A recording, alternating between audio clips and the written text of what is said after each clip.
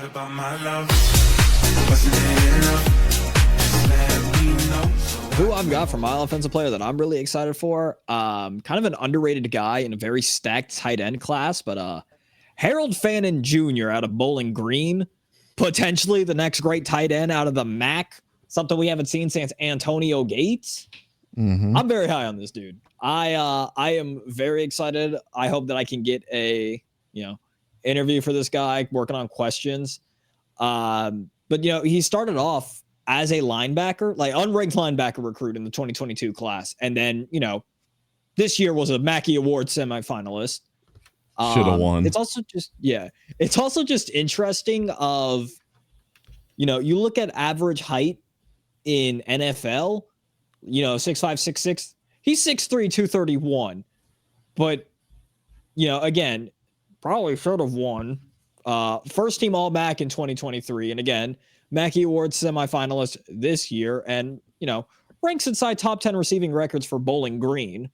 And again, with a tight end class that's already stacked, obviously, Gunnar Helm's going to also be at the Senior Bowl. So it'll be interesting to see how he compares next to Gunnar Helm, a Mason Taylor from LSU.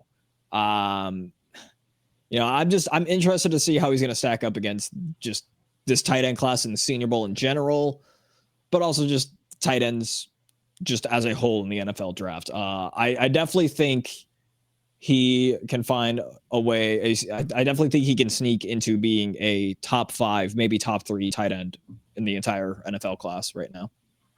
Yeah. I definitely agree. Clearly, you look concerned there. Well, I just don't know how anybody could already have him outside their top 3 or top 5 tight ends. He literally had the best tight end season of all time. He had 7.5 yards after catch per reception, an insane 3.76 yards per route run. I'll tell you why, because it's Bowling Green. Missed tackles forced. No, I'm well aware. I'm well aware, but I'm telling you right now, Bowling Green is why. But okay, look, I'm going to go on a little bit of a rant here. No, go ahead, because I will probably agree with you. If you want to bring up Bowling Green, all you naysayers out there, look at what he did against Penn State, a semifinalist in the playoffs. Exactly. Look at what he did in Kyle Field 2 weeks later against Texas A&M. Look, the 2 games he played against Power 4 opponents, he went off. And you know what? He was the only receiver that both of those teams really had to cover. But gee whiz, neither of them could do it. What else does anybody need to see with this guy? They also want to talk about Tyler Warren. Let's not act like Harold can't do the same thing, He's lined up in the H-back before. He's a versatile tight end. He can line up in the slot. Maybe you're not putting him in a quarterback for a trick play or two, but he can. Fannin is actually more versatile than Tyler Warren is. He lined up more evenly across out wide in the slot. I cannot wait. If everything goes exactly as planned, it's going to be the same thing that I had with Take Smith as my number 1 safety over Cam Kitchens. If everything goes as planned, if I have Harold Fannin Jr. over Tyler Warren, I cannot wait to see the fucking chaos that would ensue. Oh, it'd be beautiful. But yeah, I'm very excited to see Harold Fannin. I don't think he's got a team yet.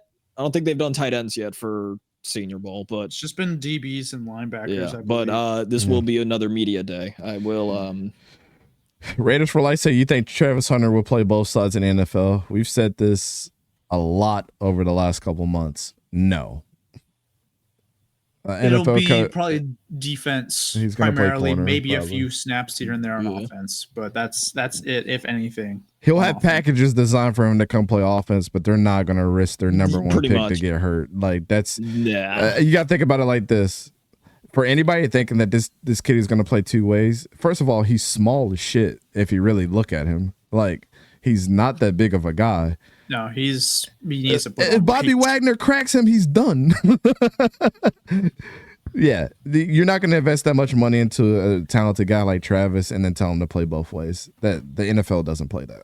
And plus, it would be a really, I believe I read somewhere that they can't play as many snaps as what Travis played in college, and it's like baked into like the NFLPA. like type thing to help them against like their safety and stuff. Yeah. So yeah, they have reps on how long a player can be out there, unless it's quarterbacks have a really high rep count and like offensive linemen, defensive linemen, safeties. But if you're playing corner or especially wide receiver, you got to come out. So,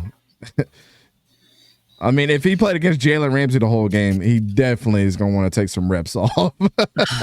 He's like, no, coach, please. Coach, please. I'm getting worked out here. This tight end class has me so excited, bro. Fannin, Helm, Taylor, Warren. Bro, Colston Loveland. Rondé Gadsden, Elijah Arroyo, Terrence Ferguson, Jake Brenningstool, Brent Keithy. He's also Brenningstool. Also, he's at Senior Bowl. No shot. Not enough hours in a day just for game planning part, much less the physical part. It's a couple special packages, but not like he did at Colorado. Absolutely. There's some nice tight ends, but they're not like Brock Bowers, just tooting my own horn because I'm a Raiders fan. Brock Maybe Bowers not is the same type of talent, but they're going to be excellent. Come on. I think it's naive to say that there's not a guy like Brock Bowers. I think what you really have to think about is Brock Bowers was the best at catching the ball and blocking. That's what made him so good, is he was so good at both. Yeah. And he was versatile. He could run the ball as well. But how can you say that he's better when Harold Fannin Jr. is definitely miles above what a Brock Bowers could be in the passing game from what he's just showed in college? Like, he went toe-to-toe with Tyler Warren in their game, like Khalid was saying. Like, and was by far the best person on the field playing for the lesser team. So I don't know, man. I think it's a little naive to say that right now because of the season that Brock Bowers has had. And I'm a Brock guy. Like, I've been telling y'all that dude's generational. All of us up here have been telling you he's generational. Harold Fannin Jr. in the passing game and the catching game, I think is a notch above Brock Bowers from what we've seen. Yeah. Blocking wise, no.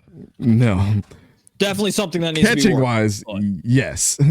And the casual person will rank a tight end above another tight end because of how good their catching is, which is why George Kittle year after year after year was ranked below Travis Kelce. So that's just what I think.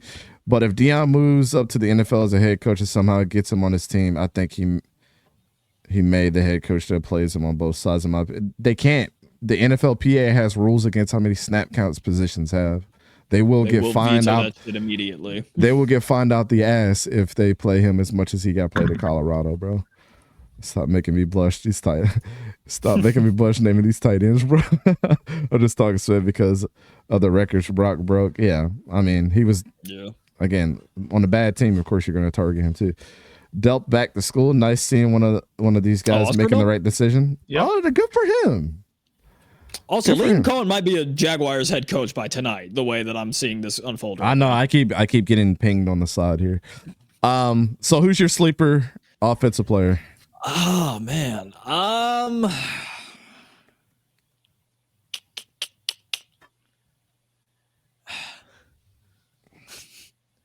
I mean, kind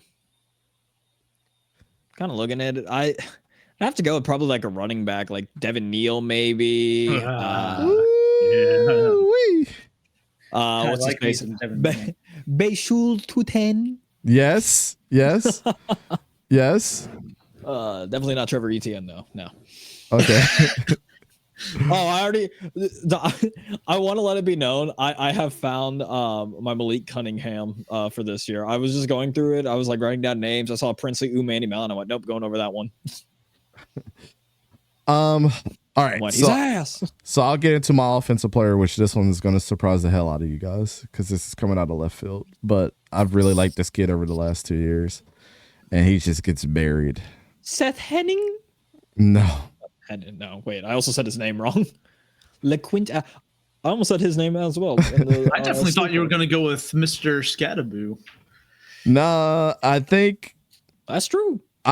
So the reason why I have LeQuint Allen on my watch list is not because my wife went to Syracuse. But I kid. But because if you really look at his dynamic of what an NFL running back needs to be today, he really has all the juice in the world. 1,000 yards rushing this year, 16 touchdowns. And then if you look at his receiving yards, he had 521, average 8.1 yard a catch, and 4 touchdowns just receiving. So I'm excited to see him because of what I saw in like a Dylan Lobby last year. And just like you're in a class of being stacked up against the who's who at running back. And you're at the bottom on the list, unfortunately, right? Because of notoriety reasons. But go back and watch all the important games that Syracuse had this year. And tell me that LeQuint Allen wasn't one of the reasons why that they were actually so, were beating teams that they probably shouldn't have beaten. One of the ones most notably is his game against Miami this year, right? 22 carries, 82 yards, 2 touchdowns. But in the air, I remember at the end of the game, he had some crucial first downs that got them to the point where they were staying ahead on the scoreboard. 6 catches for 61 yards. And in their bowl game, they beat Washington State 52-35. He had 120 yards rushing, 2 touchdowns, 45 receiving yards, and a touchdown as well. So if you're looking at the trajectory of this kid and what he can be, 6 foot, 201 pounds, put on a little bit of weight in the offseason, he's definitely going to be that prototypical size for like the Alvin Kamara type of, I'm not saying this is what he's going to be, but definitely has a skill set to be that if he balls out. And I think he's flying under the radar. And, depending on what number he wears out there, if I see number 1 or number 20 on the field, I'm definitely honing in. I'm gonna pay a little bit more attention to him. And if he makes some noise at the end, how do you think I feel? I'm already stretching the hammies right now. Yeah. I think LeQuint's going to have a really good Senior Bowl, and I'm not going to say he's going to rise up draft boards, but just like his partner that was there a couple years ago, and Sean Tucker, who remember how he took the world by storm at Syracuse, and then ended up having, I believe he had like a heart issue, had to sit out pretty much most of the season last year, and then came out and had some really important plays for the Buccaneers this year. He was and you know what? He was pleased with his performance. Yep. I think LeQuint Allen is absolutely going to be one of those guys that gets a lot of people's attention for sure. So yeah, don't beat me up. That was just one of the guys that I do have a question for sleeper or even for offensive player. I do want to know, did anybody think I was going to pick Jalen Milroe? Because I definitely have been the highest on him in this group. No, I didn't. I didn't think you were going to pick Jalen. I almost did though. You did? Okay. It was between him and LeQuint. For sleeper, I thought about it. My sleeper is actually a wide receiver. I talked about him a little bit. Got added today? No. Tesla? No, not Isaac Tesla. No. Even though I did sell his card a couple weeks ago, his signature card. I saw that. Yeah, that's why I was like, is that who's going to put a sleeper? No, it's a guy that I've talked about a little bit, and his name is Ty Felton from Maryland. I think in those one-on-one drills, what we're going to see is him have some highlight catches, kind of like what Ronnie Bell had 2 years ago and what Roman Wilson had last year.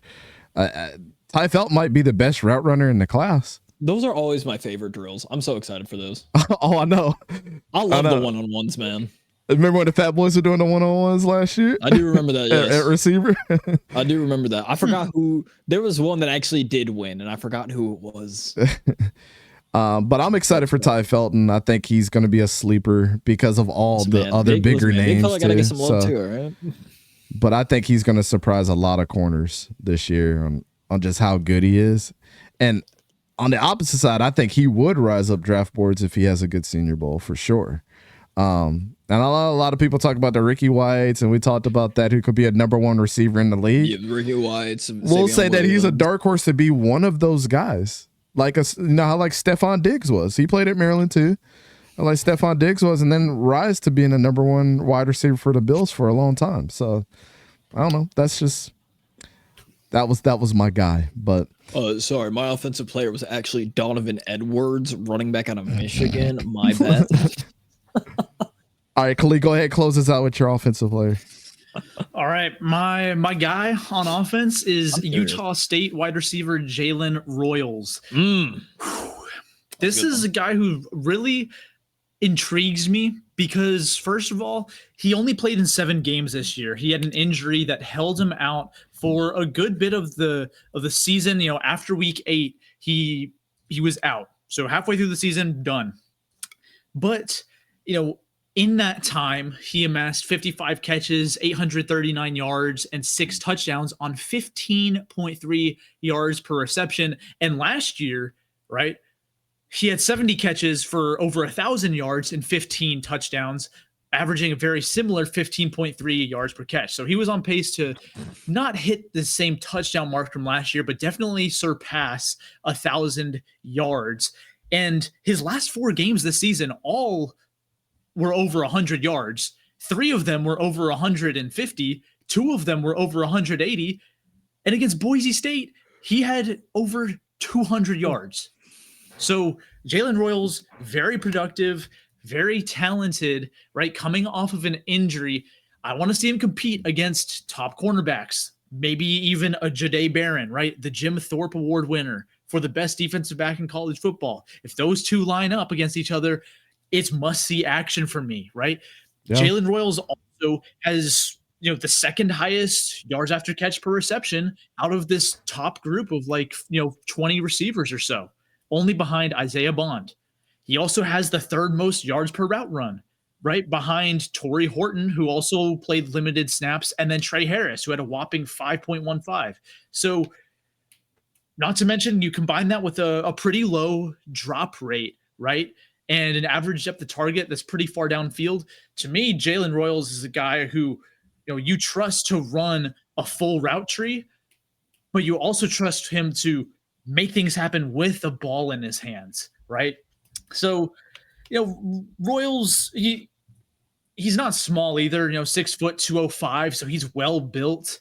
But yeah, I think he's someone who could really impress this week, especially, you know, playing at a smaller school. That's who I like to focus on, is who's going to be facing, you know, an increased level of competition. How do they fare, right? Because if Jalen Royals not only bounces back from an injury, right, but then comes out here and plays well or even dominates against players, you know, top prospects from Power 4 schools, to me, that all but confirms, hey, this guy is not just a legit prospect, but he should be getting, you know, day 1, day 2 considerations, right? Especially in a draft class that for receivers that is kind of getting overshadowed by the running backs, right? In terms of receivers, you have a few who you feel pretty good about, but that second tier of receivers, there could be a lot of movement amongst those guys, you know, moving from maybe a tier 3 to tier 2. And I think that Jalen Royals can easily solidify himself as, you know, a second tier guy who should go early 2nd round, right?